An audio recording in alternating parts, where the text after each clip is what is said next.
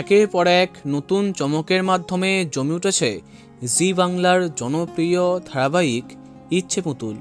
সন্ধে ৬টায় আসার পর এই ধারাবাহিক নিয়ে চর্চা আরও বৃদ্ধি পেয়েছে। এবার ধারাবাহিকে আসছে ধামাকা চমক, যেটা জানলে এই ধারাবাহিকের দর্শকেরা বেশ অবাক হবে।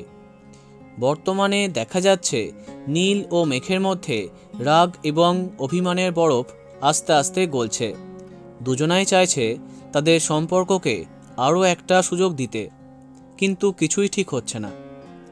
ধারাবাহিকের অপর দিকে লক্ষ্য করলে দেখা যাবে রূপ এবং নিজের অতীতকে ছেড়ে জিষ্ণুর সঙ্গে বেশ বন্ধুত্ব গড়ে উঠেছে গিনির। আস্তে আস্তে তাদের মধ্যে প্রেমটাও হবে। হ্যাঁ, এমনটা অনেক আগেই তোমাদের জানিয়েছিলাম।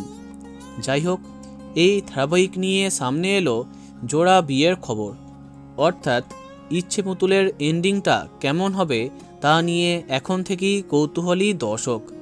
শোনা যাচ্ছে ইচ্ছে পুতুলে জোড়া বিয়ে দেখা যাবে, মানে মেঘ নীল এবং জিষ্ণু গিনি। মেঘ নীলের মতো তাদের সম্পর্কটাও আস্তে আস্তে গড়ে উঠছে। এমন অবস্থায় মেঘ নীলের সাথে তাদের বিয়েটাও ধারাবাহিককে জমিয়ে তুলবে, আর এমনটাই কানে আসছে।